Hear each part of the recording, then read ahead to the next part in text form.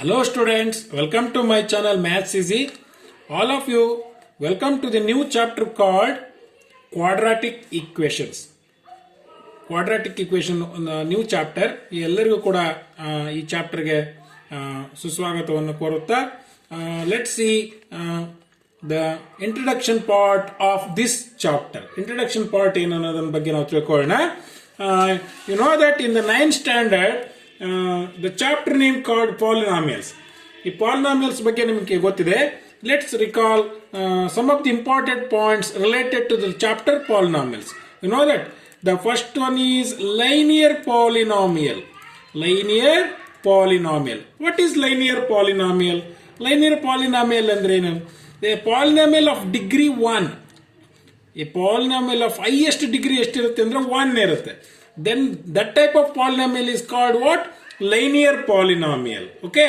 For example, the equation x. Okay, simply x. ಇಲ್ಲಿ x ಅಂತ ಬರೆದಿದ್ದೀನಿ ನಾನು. ಇದರ ಡಿಗ್ರಿ ಎಷ್ಟಿರುತ್ತೆ? 1 ಇರುತ್ತೆ. ಹೌದಾನೆ? 1 ಇರುತ್ತೆ. or 2x minus 1. ಇಲ್ಲಿ ವೇರಿಯೇಬಲ್ ಯಾವ್ದಿದೆ? x ಇದೆ ತಾನೆ.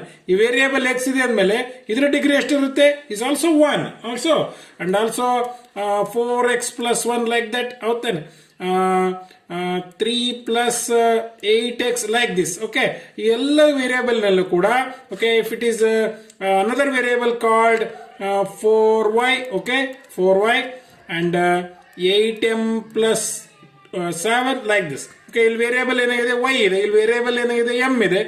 ಡಿಗ್ರಿ ಏನಾಗಿದೆ? 1 ಇದೆ. ಹೌದಾ? ಹೈಯೆಸ್ಟ್ ಡಿಗ್ರಿ ಎಷ್ಟಿದೆ? 1 ಇದೆ. And these type of polynomials are called as what?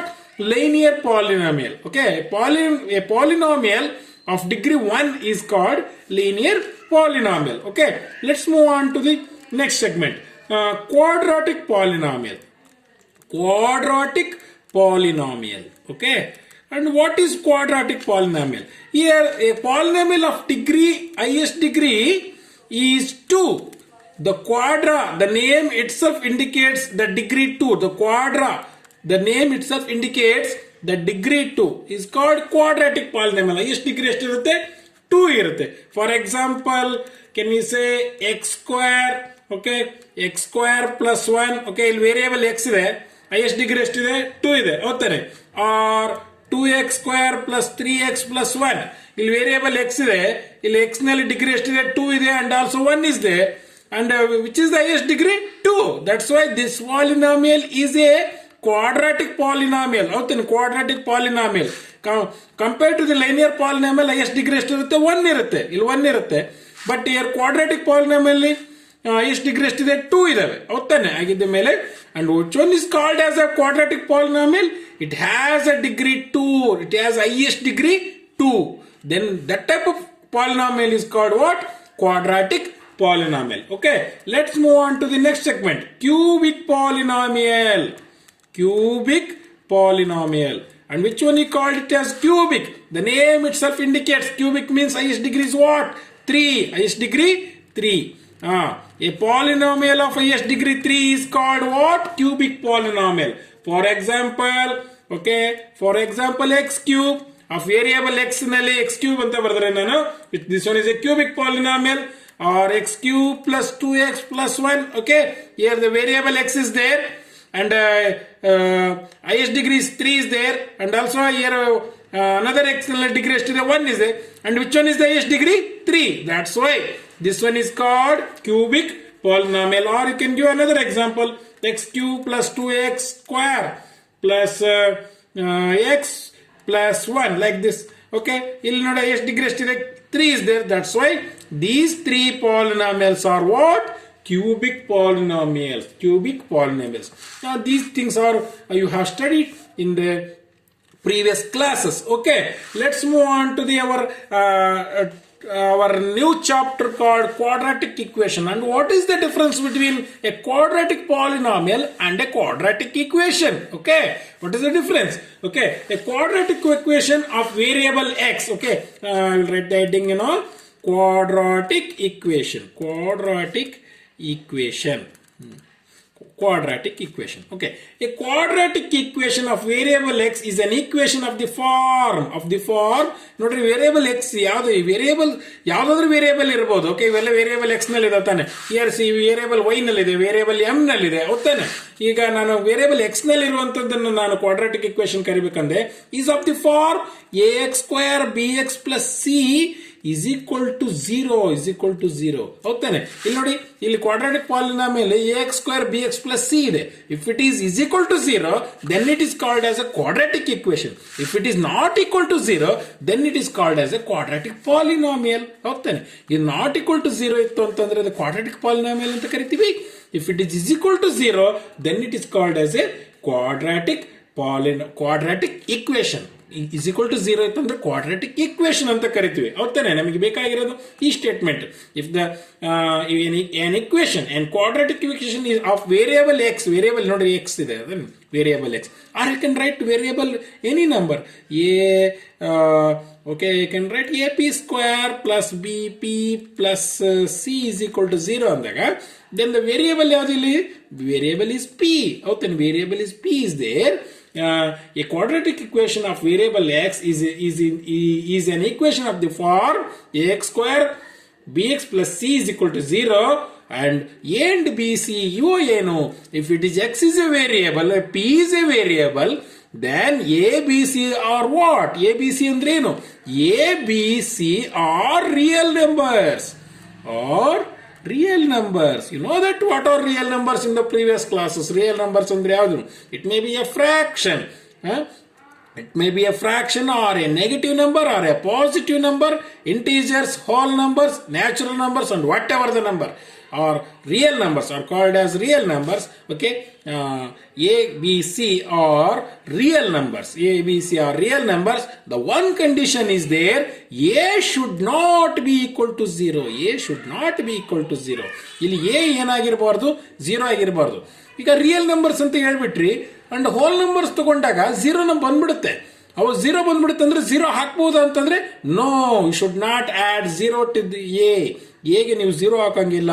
The condition is in a quadratic equation the equation is of the form ax square bx plus c is equal to 0. ಆ ರೀತಿನೇ ಇರುತ್ತೆ ಅದು. ಆದ್ರೆ A B C are real numbers, A comma B comma C are real numbers, ಇವು ಮೂರು real numbers.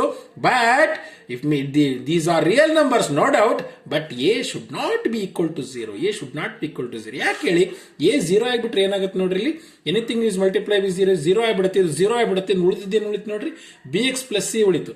bx plus c ಯಾವ ರೀತಿ ಕಾಣುತ್ತೆ ನೋಡ್ರಿ, it looks like this one, and this one is what, this one is a linear polynomial, linear equation ಆಗಿಬಿಡುತ್ತೆ.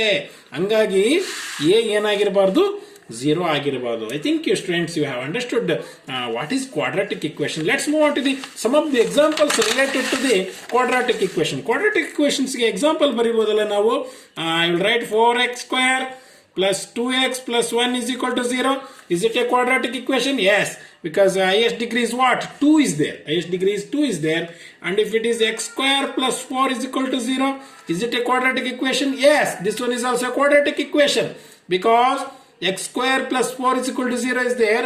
Is it in the form of ax square bx plus c?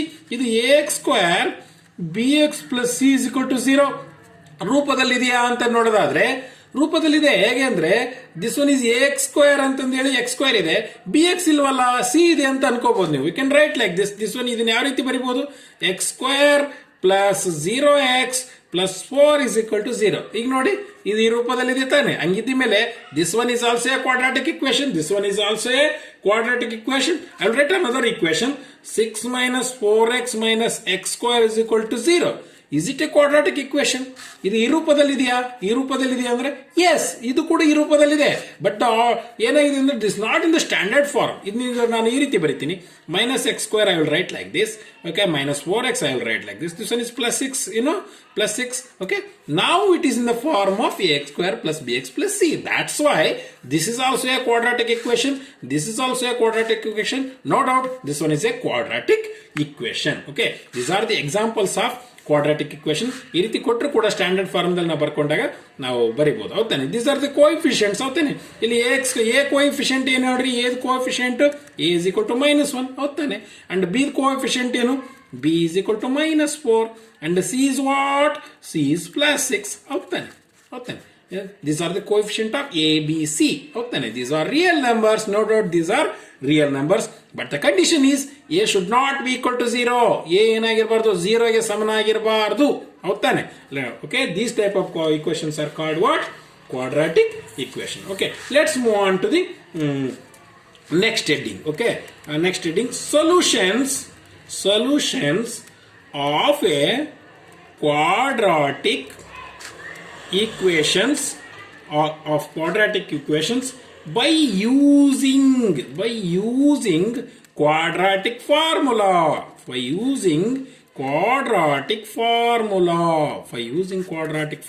Okay, by using quadratic formula ಪ್ರಕಾರ ನಾವು solutions ಅನ್ನು ಯಾವ ರೀತಿ find out ಮಾಡಬಹುದು ಅಂತ ಹೇಳಿ. You know that the quadratic equation is one of the equation is there of variable x.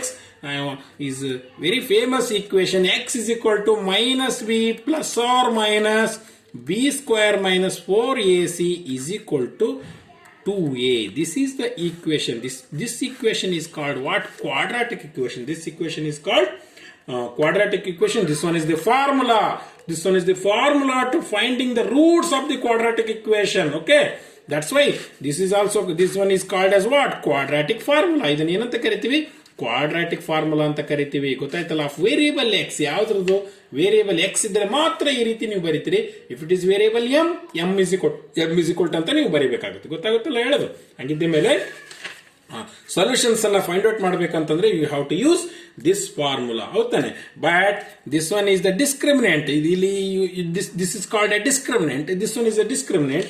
ಈ discriminant ಏನಾಗಿರ್ಬೇಕಪ್ಪ ಅಂದ್ರೆ this should be b square minus 4ac. this should be greater than or equal to 0 ಇರಬೇಕು. this should be greater than, ಈ value ಏನಾಗಿರ್ಬೇಕಪ್ಪ ಅಂದ್ರೆ greater than or equal to 0 ಇದ್ರೆ ಮಾತ್ರ then you can find the real roots of this equation. ಯಾವುದೇ equation the real roots ಅನ್ನ find out ಮಾಡಬೇಕು ಅಂದ್ರೆ ಈ discriminant ಏನಿರುತ್ತಲ್ಲ should be greater than or equal to 0. This one is called discriminant of the quadratic equation. ಈ discriminant greater than or equal to 0 ಇದ್ರೆ ಮಾತ್ರ ನಾವು roots ಅನ್ನ ಫೈಂಡ್ ಔಟ್ ಮಾಡಬೇಕಾಗುತ್ತೆ. Otherwise it has no real roots. ಯಾವುದೇ real roots ನಮಗೆ ಸಿಗೋದಿಲ್ಲ. Okay, let's see the same discriminant ಏನೇನಾಗಿರಬಹುದು ಅಂತ ಹೇಳಿ. If it is greater than equal to 0 ಇದ್ದಾಗ ಏನ್ ಬರ್ತವೆ? If it is equal to 0 ಇದ್ದಾಗ ಏನ್ ಬರುತ್ತೆ? If it is less than equal to 0, if less than equal to 0 ಇದ್ದಾಗ ಏನ್ ಬರುತ್ತೆ ಅಂದ್ರೆ 3 ಕೇಸಸ್ ಬರ್ತವೆ. ಹಂಗಿದ್ಮೇಲೆ this one is called discriminant. Case one ಅನ್ನು ಫೈಂಡ್ ಔಟ್ ಮಾಡೋದಂದ್ರೆ ಕೇಸ್ 1 ನಲ್ಲಿ if b square minus 4ac is greater than 0, b square minus 4ac greater than 0 ಇದ್ದಾಗ what are the nature of the roots? Nature of the roots ಏನಿರುತ್ತೆ ಅಂತಂದೇಳಿ ಈಗ nature ಬರುತ್ತೀನಿ ನಾನು. Nature and roots ಏನಾಗಿರ್ತವೆ? ಇದರ ನೇಚರ್ ಏನಾಗಿರುತ್ತೆ ಅಂತ ನೇಚರ್ ಏನಾಗಿರುತ್ತೆ ಅಂದ್ರೆ the roots are real and distinct. The roots are real and distinct. Okay, real numbers ಇರ್ತವೆ and also distinct ಅಂದ್ರೆ ಬೇರೆ ನಂಬರ್ಸ್ ಬರ್ತವೆ. or distinct. Okay, distinct ಅಂದ್ರೆ ಬೇರೆ ನಂಬರ್ಸ್. ರಿಯಲ್ಸ್ ಅಂಡ್ ಡಿಸ್ಟಿಂಕ್ಟ್ಸ್ ಅಂದ್ರೆ ಇಲ್ಲಿ ಪ್ಲಸ್ ಆರ್ ಮೈನಸ್ ಇದೆ ನೋಡಿ. ಇಲ್ಲಿ ಪ್ಲಸ್ ಆರ್ ಮೈನಸ್ ಇದೆ. ಒಂದು ಪ್ಲಸ್ ವ್ಯಾಲ್ಯೂ ಬರುತ್ತೆ, ಇನ್ನೊಂದು ವ್ಯಾಲ್ಯೂ ಬರುತ್ತೆ ಮೈನಸ್ ವ್ಯಾಲ್ಯೂ ಬರುತ್ತೆ. ಹಂಗಿದ್ಮೇಲೆ what are the roots? X equal to minus b ನೋಡ್ರಿ, ಒಂದು ಪ್ಲಸ್ ವ್ಯಾಲ್ಯೂ ಬರುತ್ತೆ. B square minus 4ac divide by 2a ಒಂದು ರೂಟ್ ಈ ರೀತಿ ಬರುತ್ತೆ. ಇನ್ನೊಂದು ರೂಟ್ ಬರುತ್ತೆ x is equal to minus b ನೋಡ್ರಿ, ಪ್ಲಸ್ ಇದ್ ಬದಲು ಏನ್ ಬರುತ್ತೆ? ಮೈನಸ್ ಬರುತ್ತೆ. B square minus 4ac divide by 2a. ಹೌದಾನೆ? ಹಂಗಿದ್ದ ಮೇಲೆ ಒಂದು ಪ್ಲಸ್ ವ್ಯಾಲ್ಯೂ ಬರುತ್ತೆ, ಇನ್ನೊಂದು ಏನ್ ಬರುತ್ತೆ? ಮೈನಸ್ ವ್ಯಾಲ್ಯೂ ಬರುತ್ತೆ. That's why what is the nature? Real and distinct. Real ಇರ್ತವೆ ಅಂಡ್ ಡಿಸ್ಟಿಂಕ್ಟ್ ರಿಯಲ್ ನಂಬರ್ಸ್ ಬರ್ತವೆ, ಆದ್ರೆ ಬೇರೆ ಡಿಸ್ಟಿಂಕ್ಟ್ ಇರುತ್ತೆ. ಒಂದು ಪ್ಲಸ್ ಬೇರೆ ವ್ಯಾಲ್ಯೂ ಇರುತ್ತೆ, ಇನ್ನೊಂದು ಮೈನಸ್ ವ್ಯಾಲ್ಯೂ ಇರುತ್ತೆ. Okay, let's move on to the case 2. What is case 2? Case 2 ನಲ್ಲಿ ಏನ್ ಬರುತ್ತೆ ಅಂದ್ರೆ if b square minus 4ac is equal to 0. B square minus ಮೊದಲು ಏನ್ ತಗೊಂಡಿದ್ವಿ? ಮೊದಲು ತಗೊಂಡಿದ್ದೇನು? Greater than greater than 0. ನಾವು is equal to 0. Is equal to 0 ಆಗ್ಬಿಡುತ್ತೆ ಅಂದ್ರೆ ಏನಾಗುತ್ತೆ ಅಂದ್ರೆ ಅಂಡ್ರೆ ನೇಚರ್ ಏನ್ ಬರುತ್ತೆ? Nature the roots are real roots are real ಅಂದ್ರೆ ನೇಚರ್ ರೂಟ್ಸ್ ಏನಾಗಿರ್ತವೆ? Nature of the roots are real and also roots ಯಾವ ರೀತಿ ಬರ್ತವೆ ಅಂತಂದೇಳಿ what are the root type of the roots, what are the type x is equal to 0 ಆಗ್ಬಿಡುತ್ತಲ್ವ, ಇದು 0 ಆಗ್ಬಿಡ್ತು ಅಂತಂದ್ರೆ minus b by 2a plus value, ಇನ್ನೊಂದು minus value ಬರುತ್ತೆ, ಹೌದಲ್ಲ. Minus b plus 2a and also ಇನ್ನೊಂದು x is equal to plus minus b plus 2a, ಹೌದಾನೆ. ಹಂಗಿದ್ದ ಮೇಲೆ ನೋಡ್ರಿ, ಈ ಎರಡು minus b plus 2a minus b plus 2a ಇವೆರಡು ಸೇಮ್ ಇದಾವೆ ತಾನೆ, ಇವೆರಡು ಸೇಮ್ ಇದೆ ಮೇಲೆ ರಿಯಲ್ ಅಂಡ್ ಈಕ್ವಲ್ ಹೌದಾನೆ. ರಿಯಲ್ ಅಂಡ್ ಈಕ್ವಲ್ ರೇಚರ್ ಏನ್ ಬಂತು, ರಿಯಲ್ ಅಂಡ್ ಈಕ್ವಲ್. ಹಂಗಿದ್ರೆ ಮೈನಸ್ ಬಿ ಬೈ 2a ಎರಡು ಸೇಮ್ ಇದಾವೆ, ಯಾಕಂದ್ರೆ ಇದು 0 ಆಗ್ಬಿಡುತ್ತಲ್ಲ, ಇದು 0 ಆಗ್ಬಿಡುತ್ತೆ. ಈ 0 ಆಗ್ಬಿಡುತ್ತೆ ಅಂದಾಗ minus b by 2a same ಬಂದ್ಬಿಡುತ್ತೆ. ಹಂಗಾಗಿ the real and root and equal one. And case 3, okay, if b square minus 4ac is less than 0, if it is less than 0 ಆದಾಗ ಏನ್ ಬರುತ್ತೆ ಅಂತಂದ್ರೆ the quadratic equation has no real roots, has no. Answer is the quadratic equation has no real roots. ಯಾವುದೇ roots ಅನ್ನ ಇದು ಹೊಂದಿರೋದಿಲ್ಲ. If it is less than equal to 0 ಇದ್ದಾಗ ಯಾವುದೇ ರೂಟ್ಸ್ ಅನ್ನ ಹೊಂದಿರೋದಿಲ್ಲ. ಅಂಡ್ ರೂಟ್ಸ್ ಇರಬೇಕಪ್ಪ ಅಂದ್ರೆ it should be greater than or equal to 0. Okay students, I think you have understood the introduction part of the quadratic equation. In the next video, I am going to calculate the problems related to quadratic equation of exercise number 10.1. Okay, exercise 10.1 ನಲ್ಲಿರುವಂತಹ problems ಅನ್ನ ನಾವು ಯಾವ ರೀತಿ solve ಮಾಡೋದು ಅನ್ನೋದ್ರ ಬಗ್ಗೆ ನಾವು ತಿಳ್ಕೊಳ್ಳೋಣ. Okay, thank you.